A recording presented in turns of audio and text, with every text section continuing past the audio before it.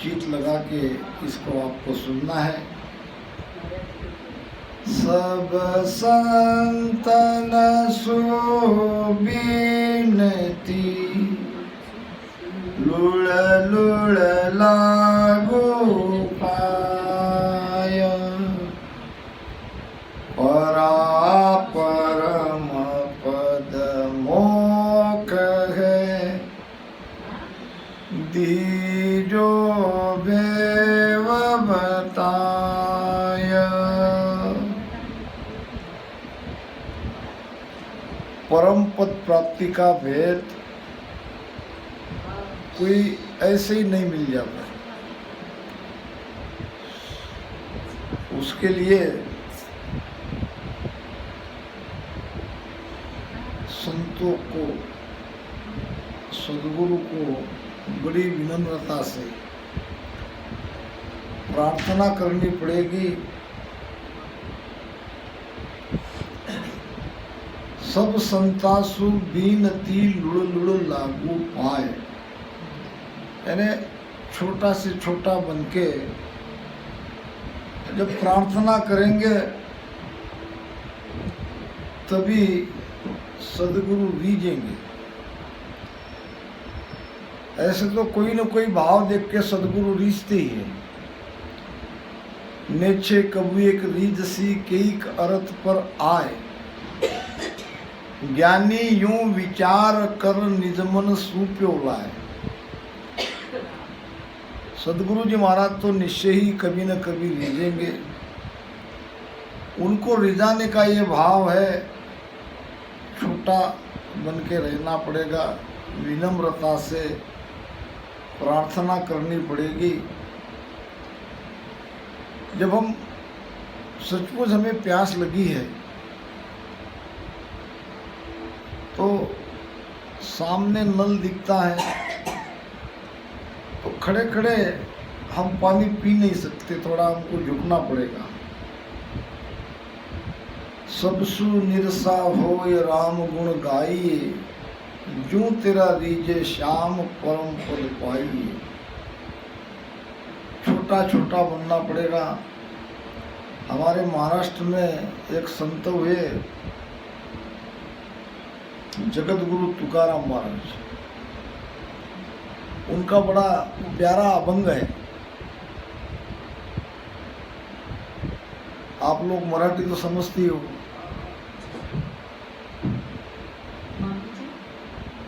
अभंग वाणी में एक बढ़िया अभंग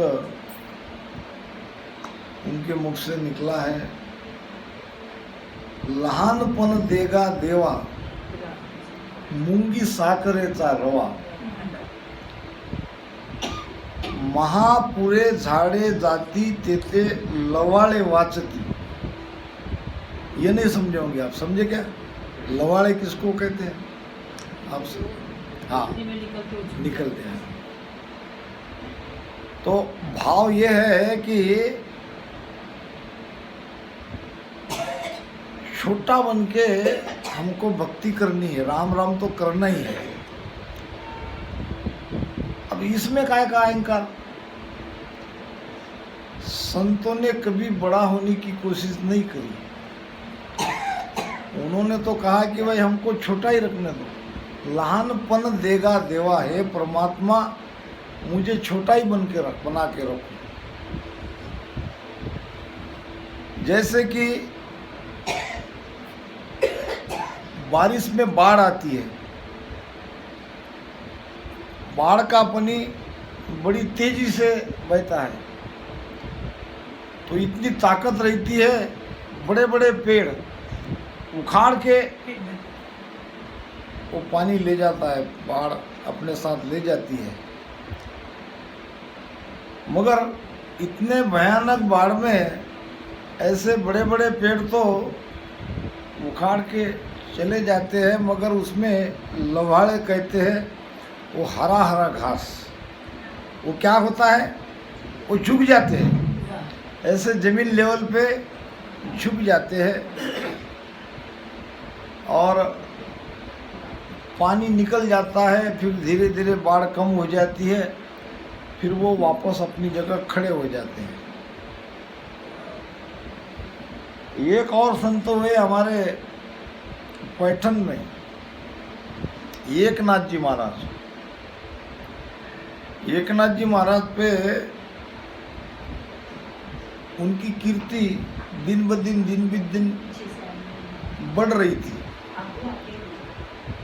तो जैसे कीर्ति बढ़ती है तो वैसे विरोध करने वाले भी बढ़ती है, ये स्वाभाविक है, दोनों बातें समाज में चलती है। तो कोई दुष्ट था, उसने एक यवन को, एक मुसलमान को पैसे देखे, कहा कि हम जो कहते हैं वो तुमको करना है। तो उसने कहा अगर आप पैसा दे रहे हो तो मैं करूँगा। तो जब एकनाथ जी महाराज आएंगे गंगा से नहाने के बाद घर पे, तो तुम्हारा मकान उसी गली में है जहाँ से एकनाथ जी महाराज आते जाते हैं गंगा जी में। तो जब वो नहा के आएंगे तो उसके ऊपर थूक देना बिना मतलब।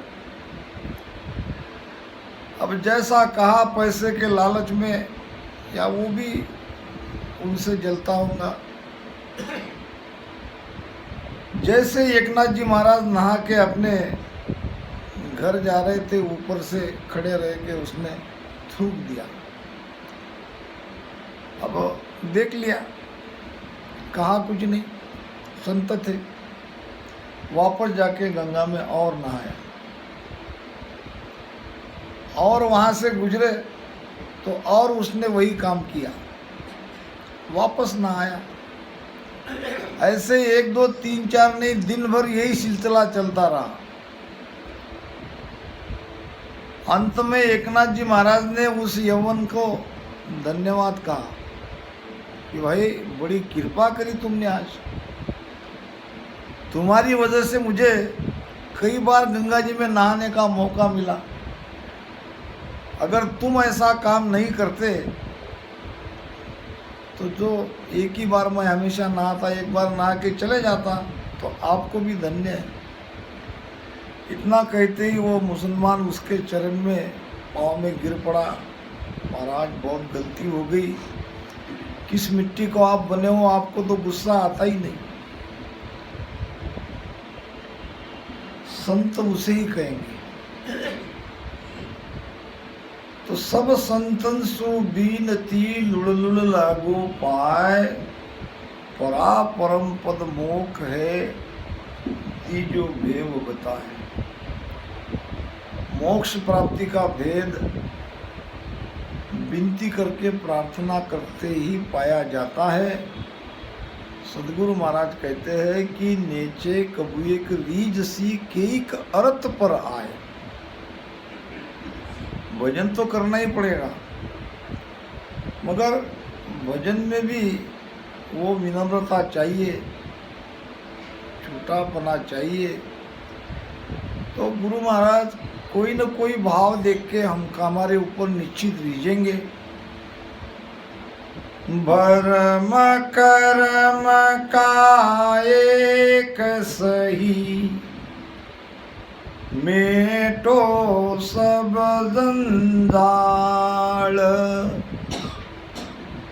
नेह चल निर्भय ज्ञान दो, कर्म न जापे काल। भरम कर्म का एक सही, मेटो सब जंजाल। ये जीव जंजाल में पड़ा है। अच्छा है, इसको किसी ने जंजाल में डाला है कि ये स्वयं इस जंजाल में पड़ा है? कभी आपने अपने स्वयं के बारे में विचार किया? हम स्वयं बंधन में है कि हमको किसी ने बांधा है?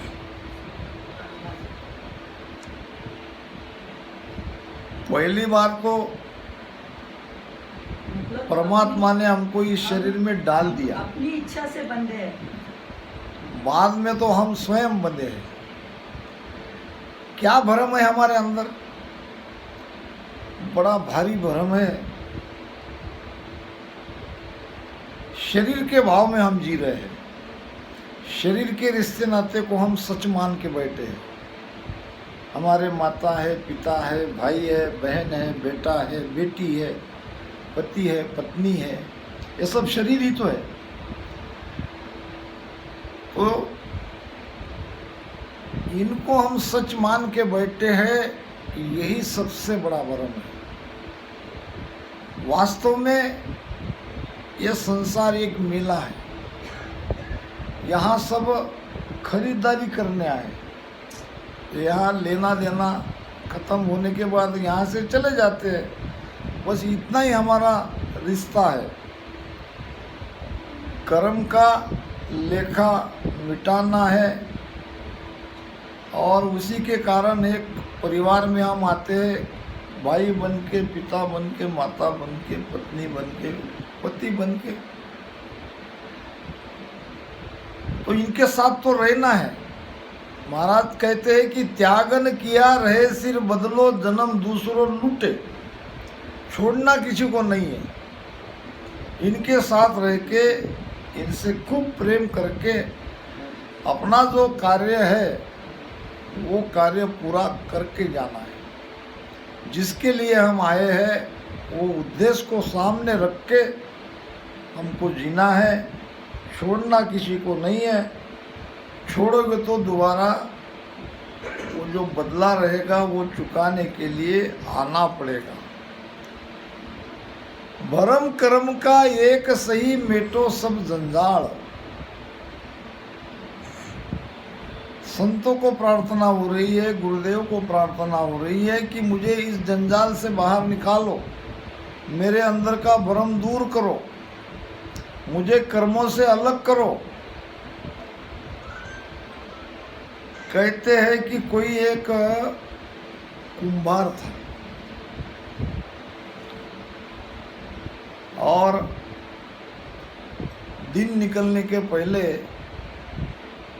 अपना गधा लेके दूर पहाड़ पे मट्टी खोदने के लिए जाता था और मट्टी भर भर के लाता था, उसके मटके बना के बेचता था, अपना पेट भरता था, गरीब था।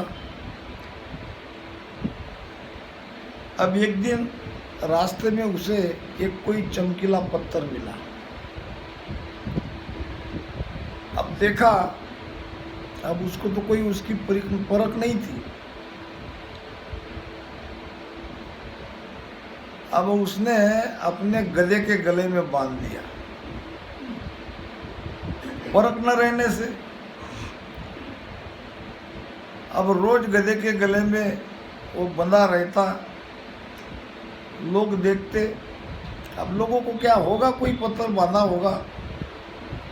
मगर एक दिन एक जोहरी की नजर उस पत्थर पर पड़ी। अब जोहरी ने पहचान तो लिया था, ये तो अनमोल हीरा है, मगर इस कुंभार को इसकी परख नहीं है। चलो बहुत कम दाम में हीरे को ले लेते हैं। अगर ये जानता होता तो गधे के गले में बांधता नहीं था। अब कुंभार को मिला, उसने कहा कि भाई तुम ये जो पत्थर गधे के गले में बांध के रखे हो, क्या इसे तुम पहचानते हो? उसने कहा मुझे कहा इसकी परख, रास्ते में पड़ा मिला, मैंने बांध दिया, तो ये तुम मुझे दे दो। उसने कहा ले लो। तो क्या लोगे, तुम ही बताओ क्या दे दो। तो उसने कहा मैं इसके 5 रुपए दूंगा। कुंभार ने सोचा चलो कल देखते हैं, 5 रुपए दे रहा तो बहुत अच्छी बात है, इतने तो मैं 2-3 दिन में नहीं कमा सकता, मगर कल देखते हैं। उसने कहा 5 रुपए में तो नहीं देता, अगर 10 रुपए देते हो तो मैं दे दूंगा अभी। उसने कहा चल चल, 10 रुपए का थोड़ी है, 5 का भी नहीं है, मैं तो तुमको बोल दिया। अब जोहरी को लगा कि इसको तो इसकी परीक्षा नहीं, 10 रुपए भी तो कोई बड़ी बात नहीं है उसके लिए, मगर उसने भी उसको 5 रुपए में मांगा, आज नहीं तो कल दे देगा। अब उसने दिया नहीं, उसने 10 रुपए दिए नहीं। आगे जाके दूसरा कोई व्यक्ति मिला, उसने भी पूछा ये क्या है गले में, इसको बेचोगे? तो हाँ, कितने में? तो 10 रुपए में। जेब से पैसे निकाल के 10 रुपए में उसको दे दिया। अब वो पहला वाला जोहरी रास्ते में खड़ा था, उसकी राह देख रहा था, आया गदा लेके, मगर गले में वो नहीं दिखा। अरे भाई वो पत्थर कहाँ गया? कौन सा? वो कल वाला आपने मंगा? वो हाँ भाई, वो तो मैंने दे दिया। अरे किसको दिया? अब आपने 5 रुपए में मंगा और मैंने आपको 10 रुपए कहा, आप 10 रुपए देने से मना किया, दूसरा कोई आगे मिला, उसने 10 रुपए दे के ले लिया। अरे नादान, तुझे समझता है? तू जानता नहीं वो कौन सी चीज थी? लाखों रुपए का तेरा घाटा हो गया। कुमार ने कहा कैसे हुआ? अरे वो हीरा था, हीरा। लाखों रुपए की वस्तु तू 10 रुपए में बेच के चला गया। कुमार ने कहा मेरा घाटा नहीं हुआ, घाटा हुआ आपका। मैं तो नादान था, मेरे लिए तो पत्थर था, मगर आप तो जानते थे, आप तो पारखी थे। 10 रुपए में आपको लेना चाहिए। जब आपको पता था वो कई लाख रुपए का है, तो 10 रुपए उसके सामने क्या है? घाटा मेरा नहीं, घाटा तुम्हारा हुआ है। तो समझदार को ही दोष लगता है, अनसमझा नहीं दोष। तो हम ये धारा में आए हैं, राम राम भजन का भेद भी हमने ले लिया है। इतने पे मत रहो, हमारे अंदर वो कुदरत कला जगनी चाहिए। हम भजन कर रहे तो भजन का अंदर में भीतर में उसका प्रमाण हमें मिलना चाहिए। नहीं तो सालों से अपन भजन कर रहे हैं, शब्द जगह की नई जगह, ये भी हमको पता नहीं है,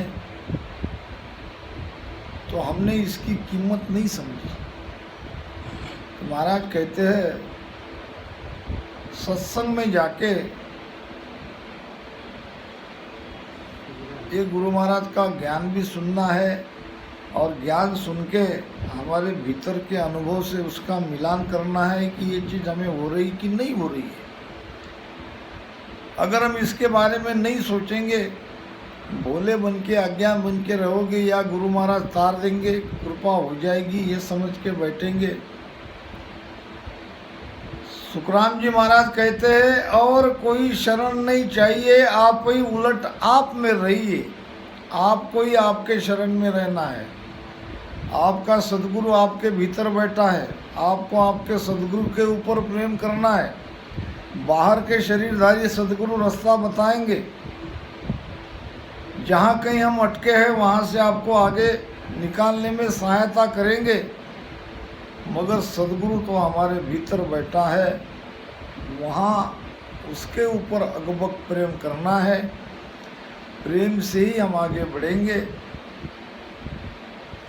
तो प्रेम के साथ ये प्रार्थना चाहिए, विनती चाहिए, वरम कर्म का एक सही मेटो सब जंजाल, और नेचल निर्भय ज्ञान दो कर्म न जापे काल। हे गुरुदेव जी, नेचल नाम स्थिर सत्य ज्ञान, वो ज्ञान दो, वो निर्भय ज्ञान दो। अब निर्भय ज्ञान, निर्भय क्या है? वो निर्भय तो सत्शब्द ही है, नियंचर ही तो निर्भय है, वही हमको निर्भय बनाता है। वही हमें कर्म से दूर करता है। गुरु महाराज ने एक भजन में कहा है,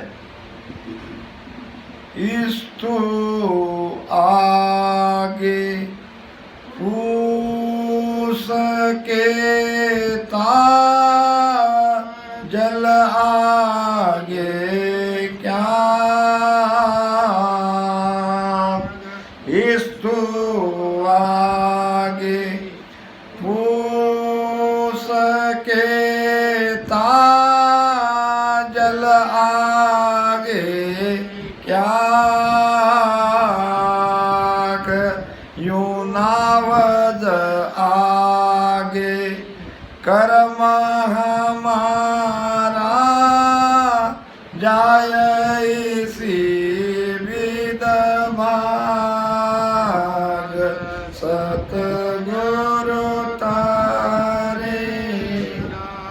इस्तु आगे फूस केता, फूस कहते हैं कचरा को। आग के सामने कचरे की क्या बिसात, उसको तो जलना है, उसको तो राख होना है। इसी प्रकार आग कितनी भी क्यों न लगी हो, पानी तो उसको बुझा ही देता है। इसी प्रकार हमारे कितने भी जन्म के कितने भी कर्म क्यों न हो, जब सद्गुरु कृपा से वो निरंतर सत्संग प्रकटता है तो हमारे कर्म पूरे जल जाते हैं। अब मेरा यहाँ प्रश्न है, जब हमारे कर्म पूरे जल गए, निरंतर जग गया, फिर भजन करने का क्या कारण? गोवर्धन जी सोचना चाहिए कि गुरु महाराज का प्रमाण है, यूं नावज आगे कर्म हमारा जाए विषिविद भाग, निरंतर जग गया, कर्म पूरे जल गए। अब भजन करने का क्या काम? वो इसलिए मैं बता रहा हूँ आपको कि केवल निरंतर जगने से हमारा काम नहीं हुआ। निरंतर करता क्या है? निरंतर हमारे भीतर के कमलों को छेदन करता है, उसके साथ हमारी सुरती रहती है। कंठ, हृदय, मध्य नाभि, ऐसी यात्रा हमारी होती है कि नहीं? तो ऐसे पीछम के रास्ते से रीढ़ की हड्डी से सीधा वो 10वां द्वार तक आ जाता है निरंतर, वहाँ हमारी सुरती लगती है। अब शब्द भी ऊपर है, सुरती भी ऊपर है, फिर भी भजन करना है। अब भजन करने का कारण है हमारी जो चेतना है, हमारी जो प्राण शक्ति है, जो पिंड में है, उसको उस रास्ते से ऊपर ले जाना है। इसके लिए धारो धार भजन करना पड़ेगा। अब भजन करने का काम निरंतर जगाने का नहीं है, वो तो जग गया, कृपा तो हो गई, हमको रास्ता भीतर का मिल गया, निरंतर सारा रास्ता खोल देता है। अब उस रास्ते पे चलना है। 9 द्वार से जो हमारा प्राण निकलता है, जिसका प्राण 9 द्वार से निकला, वो वापस संसार में उसको आना पड़ेगा, ये सिद्धांत है। और हमारी कोशिश ये है कि हमारा प्राण 9 द्वार से नहीं निकले, वो 10वें द्वार के बाहर निकले।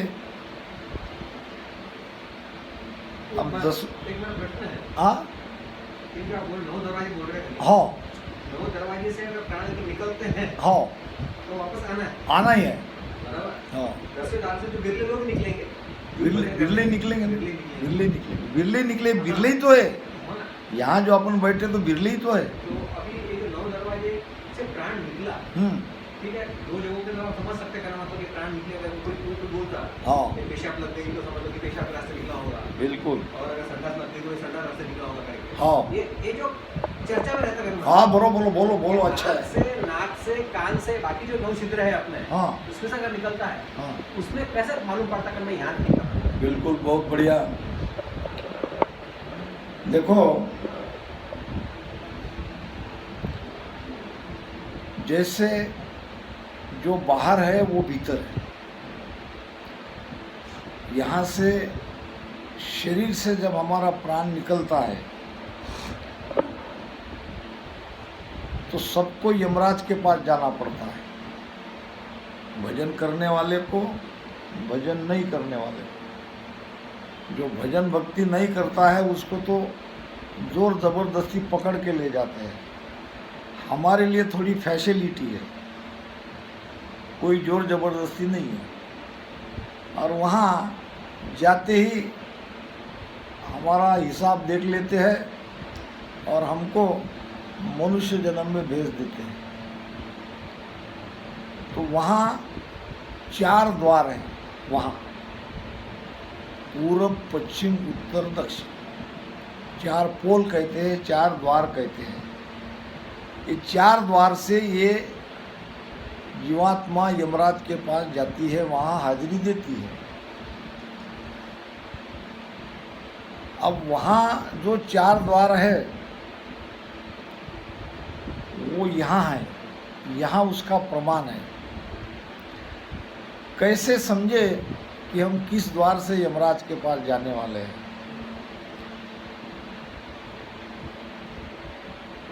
सबसे पहले आते हैं मुख से जिसका प्राण निकला। अब मुख से जिसका प्राण निकलता है उसका मुख खुला रहता है, आपने देखा होगा। मुख खुला रह जाता है और बाद में लोग आके बंद कर देते, वो बात अलग है। मगर ये पूर्व द्वार से यमराज के पास गया।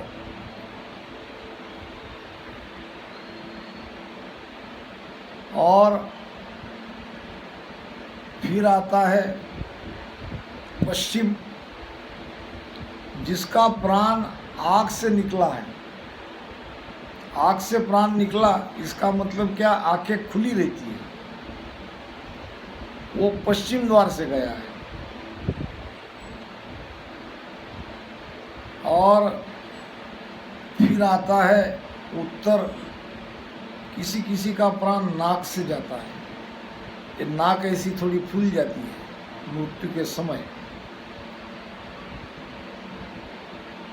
ये पूर्व द्वार, और फिर ये उत्तर द्वार, और फिर आता है दक्षिण द्वार। मृत्यु समय जिसको टट्टी पेशाब होती है वो दक्षिण द्वार से गया। दक्षिण द्वार से जाने वाला सीधा नरक में चला गया। जो बहुत कर्मी है, जो बहुत पापी है, उसका प्राण दक्षिण द्वार से निकलता है। अब कोई कोई भक्ति न करने वाले भी आँख से जाते हैं, किसी का मुख से जाता है। और हम राम राम भजन करने वाला, हमारा भी आँख से जाता है, मुख से जाता है। तो फिर हमने किया क्या? हमने केवल शब्द के साथ श्रुति लगा के भजन में बैठे रहे, प्राण के बारे में सोचे ही नहीं। ये जो चेतना यहाँ पिंड में है उसको निरंतर रीढ़ की हड्डी से ऊपर चढ़ाते रहना है। हम पश्चिम मार्ग के ध्यानी हैं। जब हम ध्यान में बैठते हैं, अब वो शब्द का आनंद जो आता है वो तो आएगा, वो ध्वनियाँ भी सुनाई देगी। मगर जब आप ध्यान कर रहे हो तो आपको पीठ के अंदर, गर्दन के पीछे, मस्तक के पीछे, यहाँ आपको एक शरीर का दर्द महसूस होना चाहिए। अगर ऐसा हो रहा है तो आपकी चेतना निरंतर रीढ़ की हड्डी से ऊपर जा रही है। ये कहाँ तक? ये त्रिकुटी तक हमको इसी प्रकार का अनुभव आएगा। त्रिकुटी के आगे फिर तो वो सीधा ध्यान ऊपर हो जाता है, ईड़ा पिंगड़ा एक में लय होके ऐसे सुषुम्ना में ऊपर ध्यान होता है। तो अगर रात दिन यहाँ ध्यान रहा तो हमारा प्राण 9 द्वार से नहीं निकलेगा, क्योंकि हमने प्राण शक्ति को, हमारी चेतना को पिंड से खंड में, खंड से ब्रह्मांड में वहाँ तक लाके रख दिया। इसीलिए नियंचर जगने के बाद भी नियंचर तो सीधा चला जाता है, उसको कोई रोकता नहीं शरीर में। वो स्वतः ही ताकतवर है, वो भीतर के सारे कवड़ों को छेदन करके ऊपर चला जाता है, सुरती को लेके जाता है। ऐसा होने पर भी भजन करने का कारण एक ही है कि हमारी चेतना जो पिंड में है उसको निरंतर ऊपर चढ़ाते रहना है। सही मायने में भजन करने की ज़्यादा भजन का प्रेम तो तब लगता है जब वो नियंचर जग जाए, नियंचर के साथ सुरती लगी रहे और धारोधार यहाँ भजन होता रहे। वो भजन से मैंने कई बार कहा है कि ये हमारा पेट फूलना चाहिए। आइए थोड़ी आपको